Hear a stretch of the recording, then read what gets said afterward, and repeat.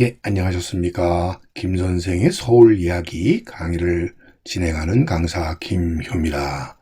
자, 이번 시간에는 한양도성의 성문을 열고 닫는 성문 개폐에 대해서 말씀드리도록 하겠습니다. 자, 여러분들 성문 개폐하게 되면 떠오르는 것이 바로 이 보신각 종이 되겠습니다. 원래는 이게 단층 지붕으로 되어 있다가 현재는 이렇게 2층 누각의 형태로 복원이 된 보신각, 원래 이름은 종각이었었죠. 자, 이 종각에서 28번 혹은 33번의 종을 쳤다는데, 이렇게 종을 친 이유는 바로 성문을 닫는 인정과 성문을 열게 하는 파로를 위한 것이었습니다. 자, 인정에 28번 종을 친 것은 우주의 해, 달, 별과 같은 1월 성신 28수에게 밤새 안녕을 기원했던 의미였고요. 8호에 33번 종을 치었던 것은 불교의 수호신인 제석천이 이끄는 하늘의 33천에게 이제 새 아침의 하루를 국태민안하도록 기원했다는 것이죠.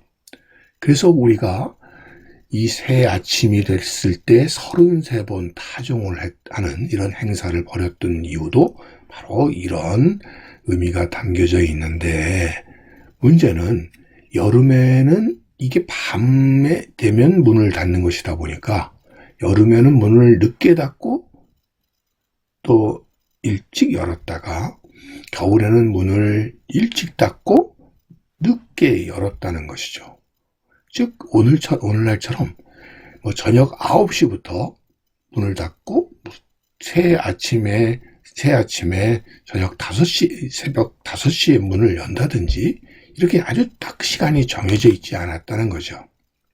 그렇게 됐던 이유는 바로 우리가 이제까지 쓰고 있는 양력과는 다르게 기본적으로 조선시대에는 음력을 사용했기 때문입니다. 자, 기본 생각은 이 저녁이라고 하면은 술시부터 인시 사이라고 봤고요. 이 동안에 이 10시간을 밤이라고 봤는데, 이 술시부터 인시 사이에 이 타종이 이루어지는 시간을 딱 정해놨어요. 바로 그 정해놓은 시간이 위에 표에 나와 있는데, 자, 이게 지금 동지냐 하지냐에 따라서 밤이 오는 시간이 달라졌다는데 바로 문제가 있는 것이죠. 그래서 동지가 되게 되면, 지금으로 따지게 되면 7시 못 미쳐서 타종이 이루어져서 인정이 돼서 일찍 성문을 닫게 되는 거고요. 하지가 되면 여름에는 밤이 짧기 때문에, 여름이 낮이 길다 보니까 거의 9시가 돼서 문을 닫았다는 거죠. 자, 이것은 8호의 경우도 마찬가지여서 하지는 일찍 문을 열게 마련이고, 왜? 날이 일찍 밝으니까요. 동지가 되면 날이 늦게 밝기 때문에 시간이 늦어졌다, 이런 얘기가 되겠습니다. 왜 이렇게 복잡했을까? 여러분들, 우리는 예전 조선시대에 하게 되면 음력을 사용했던 것만으로 알고 있는데, 더 정확하게 얘기하면 태양력을 사용을 했습니다. 즉 음력이 여러 가지로 농사를 짓거나 물고기를 잡는 등의 이런 활동에는 대단히 편리해요. 왜? 물때라든지 이런 농사와 관련된 것들은 이 달의 움직임에 영향을 더 받기 때문이고요. 우리의 생체 리듬도 사실은 이 달의 움직임과 관련이 깊다 그러죠. 그래서 이를 바이오리듬이라고 하는 것 자체가 이렇게 음력과 관련이 있는 편리함이 있고요. 특히 음력은 달의 모양새를 보고도 이게 이번 달에 우리가 초순인지 중순인지 하순인지를 금방 알 수 있는 편리함이 있는데 비해서 계절의 변화를 나타내는 양력과는 다르기 때문에, 또 문제는 뭐냐? 음력은 계절의 변화를 바로 알 수 없다는 불편함이 있었죠. 그래서 우리 조상들은 음력을 기본으로 쓰면서 양력의 요소인 바로 24절기를 사용했다는 점입니다. 지금도 이 절기가 계절의 변화를 알려주는 중요한 절기로서 지금도 쓰여지고 있는데 1년은 24절기로 되어 있죠. 그래서 2월 4일경의 입춘으로부터 출발하게 되는데 지금 보면 이 옆에 표시되어 있는 날짜는 양력의 날짜가 되겠습니다. 음력으로는 1월 달에 이제 입춘이 되는 것이죠. 그리고 재미있는 것은 한 달에 2번 이런 절기가 오는데 초순에 오는 것을 절기라고 그러고요. 중순에 오는 것을 중기라고 그래요. 그래서 초순에 오는 입춘, 경칩, 청명, 입하 이런 절기를 절기라고 부르고 있고요. 우수, 춘분, 고구 이렇게 중순에 오는 것을 중기라고 부르게 되니 한 달에는 절기와 한 번, 중기가 한 번 오는 게 일반적이게 되는 것이죠. 그래서 이 24절기가 이루어지게 되는데 문제는 이렇게 되는 과정에서 오차가 발생한다는 거죠. 그래서 윤달이라는 개념을 넣어서 한 달을 더 넣게 되니 바로 윤달이 들어가는 날은 절기는 있는데 중기가 들어있지 않은 달을 윤달로 정해서 이제까지 오차 범위 이 음력으로 사용하게 되면 한 달이 28일이 되는 거죠. 근데 양력을 사용하게 되면 한 달이 평균 30일 혹은 31일이 되다 보니까 352일밖에 되지 않은 음력을 원래 해 변화를 나타내는 365일과의 오차를 줄이기 위해서 윤달을 한 달을 넣어주는 거죠. 바로 이런 방식으로 해서 태음력이라고 하는 걸 사용하게 되었고요. 전통 사회에서는 하루를 12시간으로 나누어서 초시와 정시로 이렇게 구분을 했던 거죠. 그래서 하루는 12시간, 그러니까 1시간이 2시간이라는 오늘날의 2시간이 되는 거고 일각은 15분을 의미했던 것입니다. 자, 이런 복잡함을 해결하기 위해서 이 계절의 변화를 별자리를 가지고 측정을 하게 되었기 때문에 이 전통사회에서는 천문에 대해서 대단히 관심을 둘 수밖에 없었던 것이고, 그래서 아무나 이 계절의 변화에 따른 지금의 캘린더와 시간을 측정하기 어려워서 이런 천문학의 지식을 가진 자만이 권력을 가질 수 있었다, 이렇게 보시면 되겠습니다. 그래서 시간이 권력을 낳는다, 이런 말을 하게 된 거고요. 봉건시대 군주들은 백성들에게 언제 씨앗을 뿌리고 언제 수확을 할지를 알려줘야 되는 의무가 있었죠. 그러기 위해서 바로 이 역상과 수시라고 하는 캘린더와 타임이 중요한 의미를 갖게 됐고, 그것을 가진 자가, 그런 지식을 갖는 자가 지배자가 됐다, 이렇게 보시면 되겠습니다. 자, 그래서 그 기본이 되는 것으로 조선시대에 만들어졌던, 물론 그 이전 시대에 만들어져서 전해져 왔었던 것이 천상열차 분야 지도가 되겠습니다. 자, 여기서 이 천상이라는 것이 천문이 되겠고요.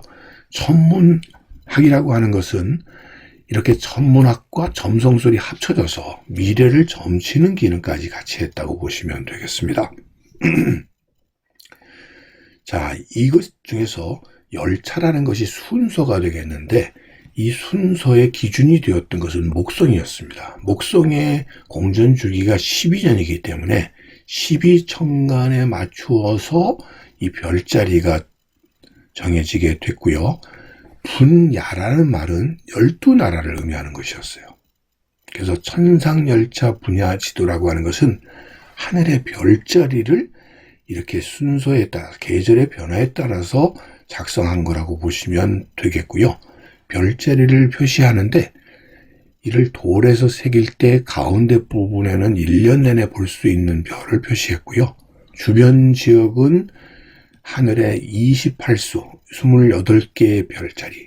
이게 바로 여러분들 아까 봤던 우리 성문을 닫을 때 28번 종을 쳤던 것과 같은 의미라고 보시면 되겠고요. 이렇게 8자리의 별자리를 동서남북으로 9개씩, 7개씩 해서 28자리의 별자리를 이렇게 표시한 것이 천상열차 분야 지도다, 이렇게 보시면 되겠습니다. 그 중심에 바로 이 용이 있는 거죠. 용이 존재하게 되고 계절에 따라 별자리가 나타나게 되니 그 별자리가 나타나게 되면서 계절이 바뀌었다는 것을 알 수 있도록 한 것이죠. 자, 여러분들 외우신 적이 있죠. 수금지와 목토천에 할 때 바로 이 목성이 그 공전 주기가 12년으로 이런 별자리의 변화의 기준이 되게 됐다, 이렇게 보시면 되겠고요. 결국 시간의 주제자가 이런 통치의 주제자가 될 수 있었다, 이렇게 보시면 되겠고, 그렇기 때문에 왕실에서는 궁궐내에 이런 천체 관측을 위한 다양한 기구들을 설치하고 그 정보를 백성들과 공유함으로써 권력의 중심이 될 수 있었다, 이렇게 보실 수 있겠습니다. 자, 곳곳에 시계를 만들어 놨죠. 해시계, 자경루, 간이, 여기도 해시계, 그 다음 혼천이, 혼천시계, 이런 것들을 만들었던 이유는 다 여기에서 시작됐고요. 이를 측정하기 위한 이 대를 만들게 됐으니 관천대라든지 천문대 같은 것들을 만들게 되었고, 이것을 두었던 자리에 국가기관인 관상감이 세워지게 되었던 것이죠. 지금 현재 이 관상감 터가 복원되어 있는 모습을 보여주고 있습니다. 자, 이렇게 조선의 시계라고 하는 것은 결국 이런 자연의 질서에 맞는 생활을 백성들이 영위할 수 있도록 해서 만들어지게 된 것이니, 해시계인 앙부일구라든지 물시계인 자경로, 별시계인 일성 정시의 같은 다양한 시계들이 만들어졌던 것은 그런 이유들 때문이었다고 보시면 되겠습니다. 여러분들이 많이 보셨던 이 앙부일구가 되겠고요. 종묘 앞에 이런 앙부일구의 받침대가 전해졌던 것은 바로 제사 시간을 정확하게 알기 위한 뿐만 아니라 시민들과 백성들과 이런 시간 정보를 공유하기 위한 것이었다라고 보시면 되겠습니다. 그 중에서도 자동 물시계가 바로 이 자경루가 되겠는데요. 스스로 치는 시계라는 뜻이 되겠죠. 그래서 자동으로 시간을 알려주는 이런 오늘날의 알람의 기능을 갖고 있는 시계로서 이 궁궐 내에 보루각에 이것이 처음 설치가 되어서 그 시간 정보가 종루를 통해서 북으로 백성들에게 알려지게 되고 궁궐의 도성의 문이 열리고 닫히는 시간 정보가 되게 되었던 것이죠. 자, 보시는 것처럼 자경루에 올려지는 시간이 다 이렇게 정해져 있었어요. 시간이 정해져 있어서 정확한 그 시간에 알리도록 장치되어 있었던 것이죠. 자, 이런 물의 흐름을 가지고 그 시간의 흐름을 측정해서 이렇게 스스로 타종을 하도록 하는 알람 기능을 가진 것이 자경루였다, 이렇게 보시면 되겠습니다. 자, 이런 방식에 의해서 성문의 개폐가 이루어지게 되었으니 평시에는 수문군에 의해서 강문이 닫혔다가 파루가 되게 되면 열리는 과정을 겪게 되었고, 이것을 정확하게 지키도록 이렇게 법제화되게 되었습니다. 이때 사용되었던 것이 바로 일종의 출입문 표지와 같은 부험이라는 게 사용이 되었고요.